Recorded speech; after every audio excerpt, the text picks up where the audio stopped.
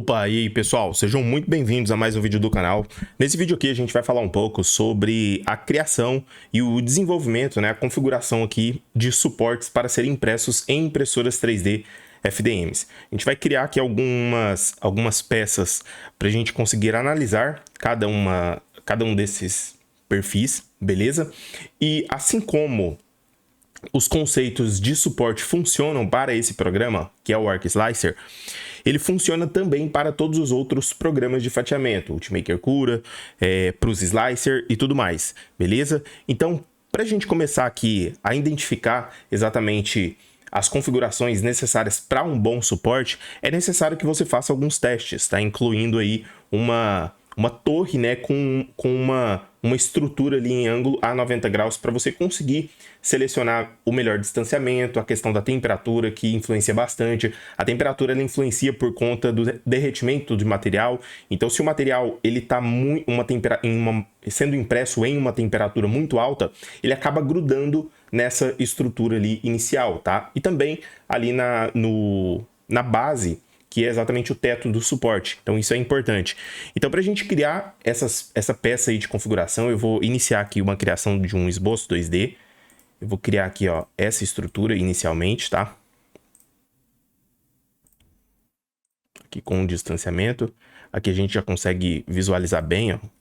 Que eu vou colocar ela com 20 milímetros mesmo, tá? Não precisa ser tão preciso assim, mas é interessante que a gente tenha pelo menos uma estrutura como essa daqui para conseguir analisar ali exatamente o que está sendo feito no programa de fatiamento.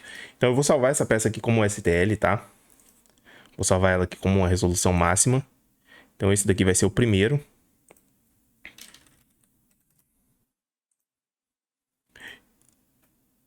E outro estilo também que a gente vai precisar aqui para analisar essa questão da criação do suporte é essa daqui, ó. Vou colocar aqui 50, 60.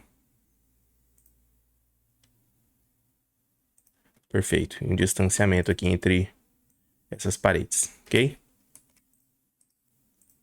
Deixa eu só colocar aqui um pouco mais distante. Ok. Agora eu vou salvar ele como STL também.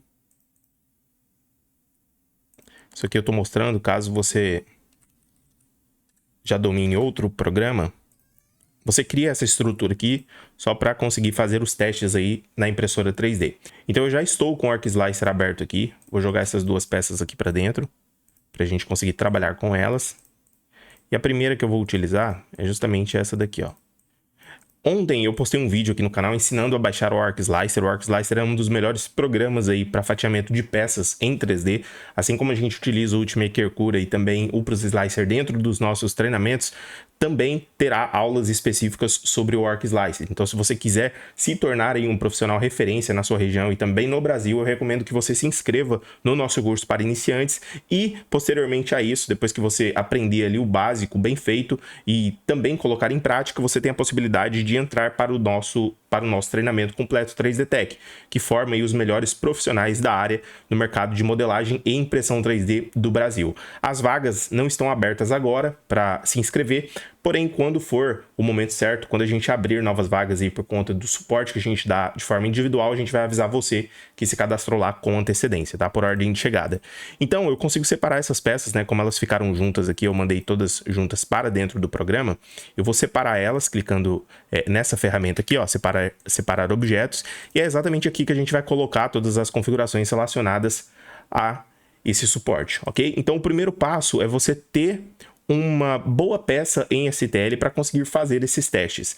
Então, aqui dentro de suporte, a gente consegue, ó, aqui nesse canto esquerdo, vir até essa opção suportes e habilitar já essa opção aqui, ó, habilitar suporte, tá? Por quê? Se eu deixo ela exatamente nas configurações padrões que ela vem, eu posso ter um bom resultado. Inclusive, pode ser um ponto de partida aí para eu configurar esse tipo de suporte normal e já vir aqui, ó, em laminar bandeja e testar exatamente com essa configuração presente aqui.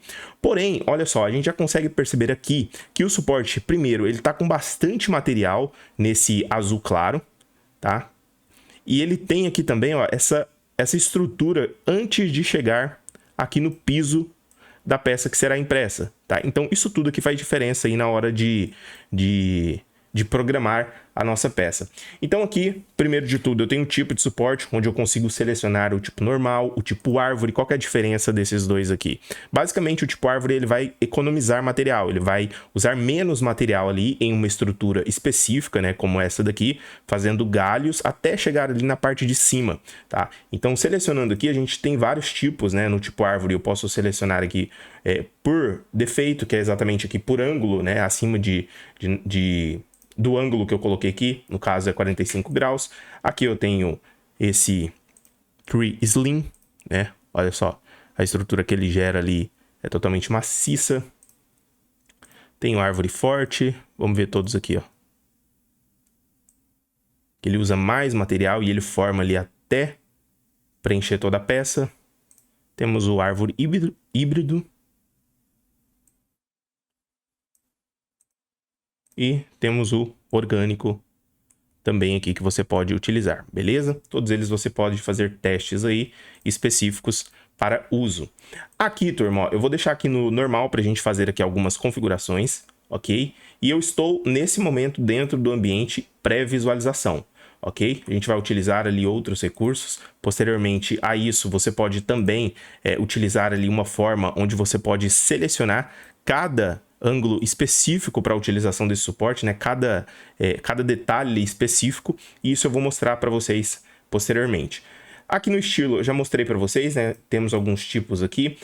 Esse inclinação máxima é exatamente referenciado a qual que é o ângulo máximo que essa impressora 3 ela vai imprimir o suporte. Tá? Aqui no fatiamento a gente já consegue definir isso.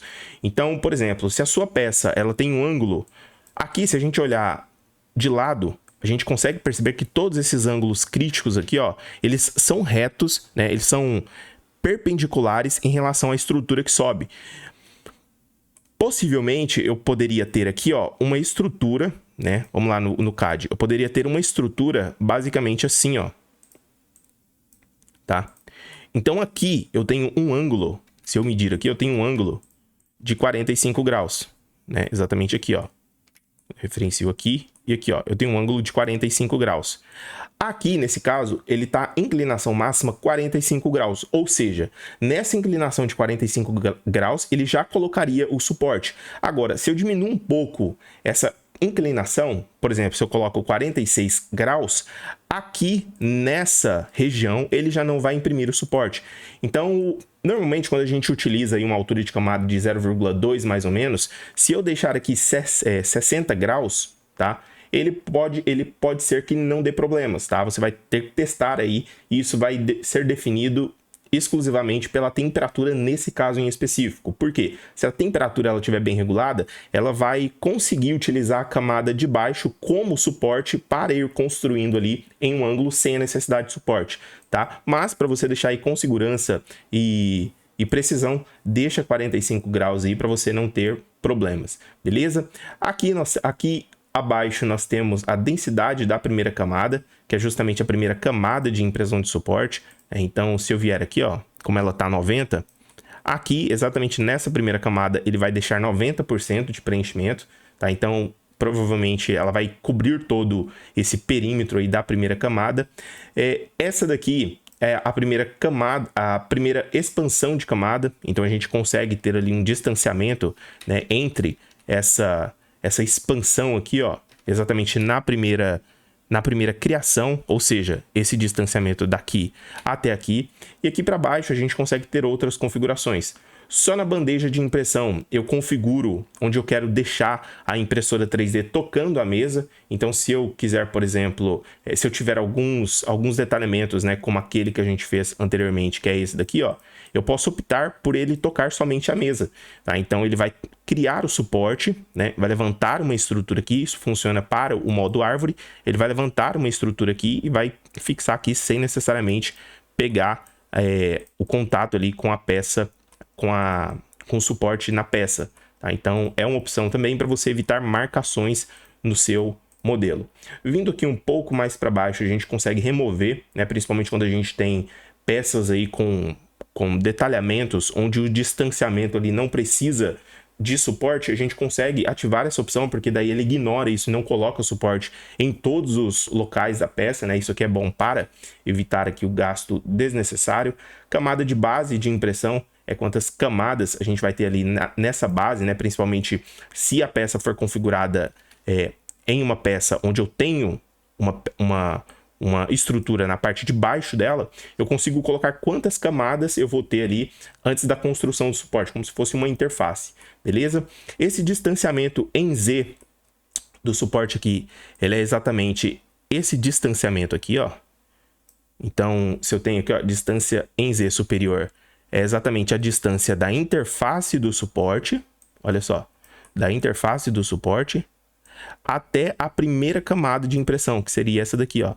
Então ele vai subir ali 0,2 milímetros e vai começar a imprimir. Isso é bom porque não deixa que nenhuma estrutura lhe grude, principalmente na peça que será impressa, beleza? Essa daqui é a distância inferior relacionada ao distanciamento, principalmente quando esse suporte é impresso na área ali, na área da sua peça impressa em 3D, ok? Temos o afastamento padrão da base, aqui nessa parte de baixo, ângulo padrão, que normalmente você pode deixar aí 0, tá? Camadas de interface, que é justamente essa camada aqui que eu falei para vocês anteriormente, ó. Se a gente coloca, por exemplo, essa camada de interface aqui, a gente coloca 3, e eu venho aqui no fatiamento, ó. Ela vai criar 3 camadas, ó, antes da peça ser impressa, ok? Camada inferior também, aqui a gente consegue mudar o padrão de preenchimento, tá? Ó, padrão do interface também. Vamos lá, se eu usar o concêntrico, por exemplo, ó, na interface do suporte, ele vai imprimir ali de fora para dentro, ó, tá? Essa estrutura. Então, se eu venho aqui, ó, todo esse suporte que ele vai ser impresso da forma ali que eu configurei, ok? Exatamente essa estrutura aqui. Então, eu posso deixar aí retilíneo mesmo, distanciamento da face superior aqui. Eu posso deixar 0,2 igual à qualidade que está ali, né? Para que ele não tenha diferença.